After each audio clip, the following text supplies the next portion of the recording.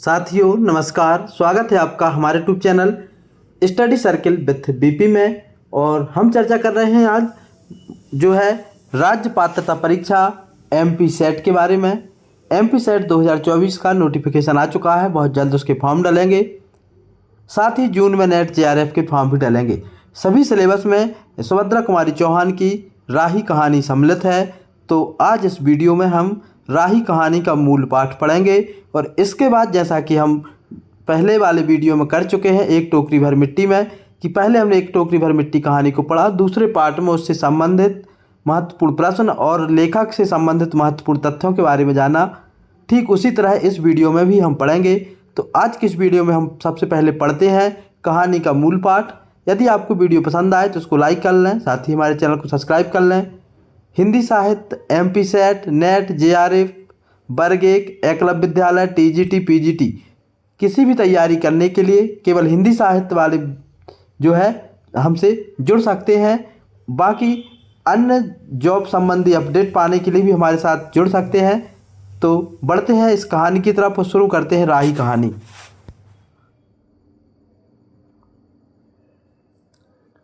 राही कहानी की शुरुआत दो पात्रों राही और अनीता के संवाद से शुरू होती है। तेरा नाम क्या है? राही। तुम्हें किस अपराध में सजा हुई? चोरी की थी सरकार। चोरी? क्या चुराया था? नांज की गठरी। कितना अनाज था? होगा 5-6 सेर। और सजा कितने दिन की है? साल भर की। तो तूने चोरी क्यों की? मजदूरी करती तब भी दिन भर में 3-4 आने पैसे मिल जाते। हमें मजदूरी नहीं मिलती सरकार, हमारी जाति मंगरौरी है, हम केवल मांगते खाते हैं और भीख ना मिले तो चोरी करते हैं। उस दिन घर में खाने को नहीं था, बच्चे भूख से तड़प रहे थे। बाजार में बहुत देर तक मांगा, बोझा ढोने के लिए टोकरा लेकर भी बैठी रही पर कुछ नहीं मिला। सामने किसी का बच्चा रो रहा था, उसे देखकर मुझे अपने भूखे बच्चे की याद आ गई। वहीं पर किसी की अनाज की गठरी रखी हुई थी, उसे लेकर अभी भाग ही रही थी कि पुलिस ने पकड़ लिया। अनीता, फिर तूने कहा नहीं कि बच्चे भूखे थे इसलिए चोरी की? संभव है इस बात से मजिस्ट्रेट कम सजा देता। राही, हम गरीबों की कोई नहीं सुनता सरकार। बच्चे आए थे कचहरी में, मैंने सब कुछ कहा पर किसी ने नहीं सुना। अनीता, अब तेरे बच्चे किसके पास हैं? उसका बाप है। राही, उसका बाप मर गया सरकार, जेल में उसे मारा था और वहीं अस्पताल में मर गया। अब बच्चों का कोई नहीं है। अनीता, तो तेरे बच्चों का बाप भी जेल में ही मरा, वह क्यों जेल आया था? राही, उसे तो बिना कसूर के ही पकड़ लिया था सरकार ताड़ी पीने को गया था, 2-4 दोस्त उसके साथ थे। मेरे घर वालों का एक वक्त पुलिस वाले के साथ झगड़ा हो गया था, उसी का उसने बदला लिया। 109 में उसका चालान करके साल भर की सजा दिला दी, वहीं मर गया। अनीता, अच्छा जा अपना काम कर। अनीता सत्याग्रह करके जेल में आई थी। पहले उसे बी क्लास दिया गया था, फिर उसके घर वालों ने लिखा पढ़ी करके उसे ए क्लास में दिलवा दिया। अनीता के सामने एक प्रश्न था, वह सोच रही थी देश की दरिद्रता और इन निरीह गरीबों के कष्टों को दूर करने का कोई उपाय नहीं है। हम सभी परमात्मा के संतान हैं, एक ही देश के निवासी हैं, कम से कम सबको खाने पहनने का समान अधिकार तो है ही। फिर यह क्या बात है कि कुछ लोग तो बहुत आराम करते हैं और कुछ लोग पेट के अन्न के लिए चोरी करते हैं। उसके बाद विचारक के अदूरदर्शिता के कारण या सरकारी वकील के चातुर्यपूर्ण जिरह के कारण छोटे छोटे बच्चों की माताएं जेल भेज दी जाती हैं। उनके बच्चे भूखों मरने के लिए छोड़ दिए जाते हैं। एक ओर तो यह कैदी है जो जेल आकर सचमुच में जेल जीवन के कष्ट उठाती है, दूसरी ओर हम लोग जो अपनी देशभक्ति का ढिंढोरा पीटते हुए जेल आते हैं। हमें आमतौर से दूसरे कैदियों के मुकाबले अच्छा बर्ताव किया जाता है, फिर भी हमें संतोष नहीं होता। हम जेल आकर ए बी क्लास के लिए झगड़ते हैं।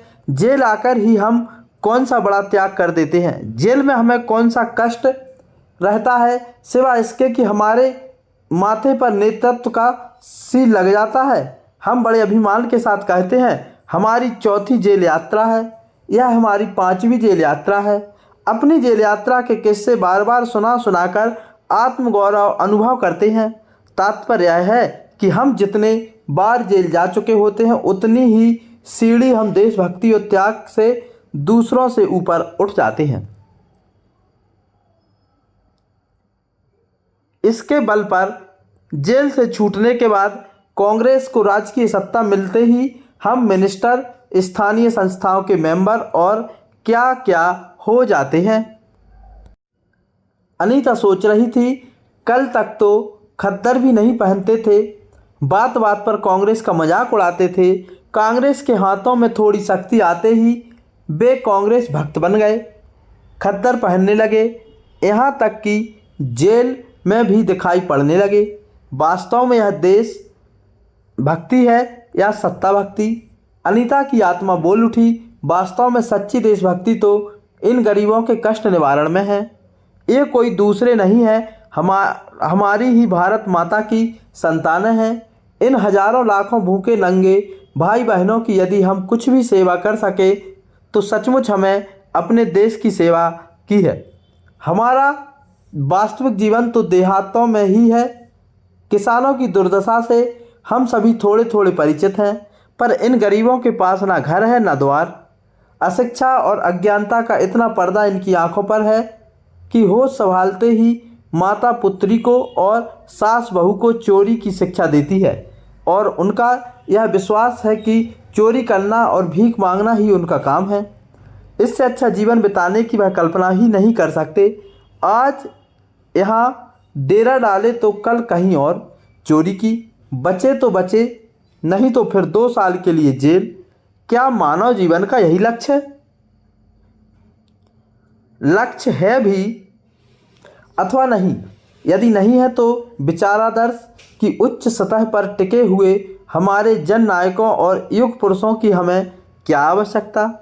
इतिहास, धर्म, दर्शन, ज्ञान, विज्ञान का कोई अर्थ नहीं होता, पर जीवन का लक्ष्य है, अवश्य है।